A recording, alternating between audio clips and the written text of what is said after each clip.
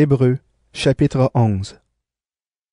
Croire en Dieu, c'est une façon de posséder déjà les biens qu'on espère, c'est être persuadé que les choses qu'on ne voit pas existent vraiment. Quand on donne nos ancêtres en exemple, c'est à cause de leur foi. Nous croyons en Dieu, alors nous comprenons que sa parole a créé le monde. Ainsi, les choses qu'on voit ont été faites à partir de choses qu'on ne voit pas. Abel a cru en Dieu, alors il a offert un sacrifice meilleur que celui de Caïn. Parce qu'Abel a cru, Dieu lui-même a accepté ses dons et lui a fait savoir qu'il était juste. Abel est mort et pourtant, à cause de sa foi, son message se fait encore entendre. Enoch a cru en Dieu, alors il a été enlevé dans les cieux pour ne pas connaître la mort. On ne pouvait plus le retrouver parce que Dieu l'avait enlevé auprès de lui. Les livres saints disent « Enoch a été enlevé », mais ils disent encore « Avant d'être enlevé, Enoch plaisait à Dieu ». Personne ne peut plaire à Dieu s'il ne croit pas. Celui qui s'approche de Dieu doit croire ceci. Dieu existe et il récompense ceux qui le cherchent. Noé a cru en Dieu. Dieu lui a annoncé des événements qu'on ne voyait pas encore. Alors Noé a pris la parole de Dieu au sérieux. Il a construit un bateau pour sauver sa famille. En faisant cela, il a condamné le monde, et à cause de sa foi, Dieu a reconnu que c'était un homme juste. Abraham a cru en Dieu, alors il a répondu à son appel, il a obéi. Il est parti vers un pays que Dieu devait lui donner à posséder, et il est parti sans savoir où il allait. Abraham a cru en Dieu, alors il est allé habiter comme un étranger dans le pays promis par Dieu. Il a habité sous des tentes avec Isaac et Jacob. Eux aussi ont reçu la même promesse qu'Abraham. Abraham attendait la ville qui a des fondations solides, et c'est Dieu qui a fait les plans de cette ville. C'est lui qui l'a construite. Sarah a cru en Dieu, alors Dieu l'a rendue capable d'avoir un enfant. Pourtant, elle était très vieille, mais elle était sûre d'une chose. Dieu tient ses promesses. C'est pourquoi un seul ancêtre, Abraham, qui allait bientôt mourir, a donné la vie à une grande famille.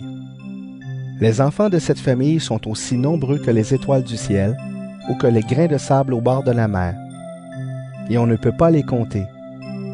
Tous ces gens sont morts en croyant en Dieu. Ils n'ont pas reçu les biens que Dieu avait promis, mais ils les ont vus et les ont salués de loin. Et ils ont affirmé qu'ils étaient des étrangers et des voyageurs sur la terre. En affirmant cela, ils montraient clairement qu'ils cherchaient une patrie. Ils ne pensaient pas à celle qu'ils avaient quittée. Sinon, ils avaient bien le temps de retourner chez eux. En fait, c'est une patrie meilleure qu'ils cherchaient, c'est la patrie du ciel. C'est pourquoi Dieu n'a pas honte d'être appelé leur Dieu. En effet, il leur a préparé une ville. Abraham a cru en Dieu, mais Dieu voulait voir ce qu'Abraham allait faire, et il lui a demandé d'offrir Isaac en sacrifice. Alors Abraham a offert son fils unique, pourtant, il avait déjà reçu les promesses de Dieu. En effet, Dieu lui avait dit « Par Isaac, tu auras des fils qui porteront ton nom. » Mais Abraham a pensé « Dieu a même le pouvoir de réveiller quelqu'un de la mort. » C'est pourquoi Dieu lui a rendu son fils, comme si celui-ci revenait de la mort. Isaac a cru en Dieu. Alors il a béni Jacob et Ésaü pour des événements à venir. Jacob a cru en Dieu. Alors, au moment de mourir, il a béni tous les fils de Joseph, l'un après l'autre. Et en s'appuyant sur son bâton, il a adoré Dieu. Joseph a cru en Dieu. Alors, à la fin de sa vie, il a parlé du moment où les Israélites allaient quitter l'Égypte. Et il a donné des ordres pour dire ce qu'on devait faire de son corps. Les parents de Moïse ont cru en Dieu. Alors, quand leur fils est né, ils l'ont caché pendant 3 mois. Ils ont vu que l'enfant était beau, et n'ont pas eu peur de désobéir à l'ordre du roi. Moïse a cru en Dieu.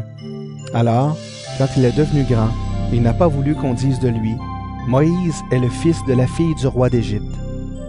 Il a choisi de souffrir avec le peuple de Dieu. Pourtant, il pouvait avoir une vie agréable pendant quelque temps, mais il n'aurait pas obéi à Dieu. Le trésor de l'Égypte était grand, mais pour Moïse, recevoir des insultes comme le Messie allait en recevoir, avait beaucoup plus de valeur. En effet, il regardait plus loin, vers la récompense à venir. Moïse a cru en Dieu, alors il a quitté l'Égypte sans avoir peur de la colère du roi. Il est resté solide comme s'il voyait le Dieu invisible. Moïse a cru en Dieu, alors il a fait célébrer la Pâque et il a fait répandre du sang sur les portes des maisons. Ainsi, l'ange de la mort n'a pas touché au fils aîné des Israélites. Les Israélites ont cru en Dieu, alors ils ont traversé la mer Rouge comme une terre sèche. Mais quand les Égyptiens ont essayé de passer, l'eau les a noyés. Les Israélites ont cru en Dieu, alors ils ont fait le tour de Jéricho pendant 7 jours, et les murs de la ville sont tombés. Rahab, la prostituée, a cru en Dieu. Alors on ne l'a pas tuée avec les ennemis de Dieu, parce qu'elle avait bien accueilli les espions israélites. Qu'est-ce que je peux dire encore? Le temps va me manquer pour parler en détail de Gédéon, Barak, Samson, Jephthé, David, Samuel et des prophètes. Parce que ces hommes ont cru en Dieu, ils ont vaincu des royaumes, ils ont fait ce qui est juste, ils ont reçu ce que Dieu avait promis, ils ont fermé la gueule des lions. Ils ont éteint des feux violents, ils ont évité d'être tués par l'épée. Ils sont tombés malades et ils ont retrouvé des forces. Pendant les guerres, ils ont été courageux, ils ont repoussé des armées étrangères. Des femmes ont cru en Dieu, alors elles ont retrouvé leur mort, parce que ceux-ci sont revenus à la vie. D'autres hommes ont été torturés, mais ils n'ont pas voulu qu'on les délivre. En effet, ils préféraient revenir de la mort à une vie meilleure. D'autres ont supporté des insultes et des coups de fouet. On a attaché certains avec des chaînes et on les a mis en prison.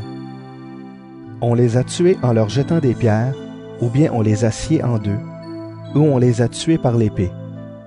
D'autres sont allés d'un endroit à un autre, habillés avec des peaux de mouton ou des peaux de chèvre.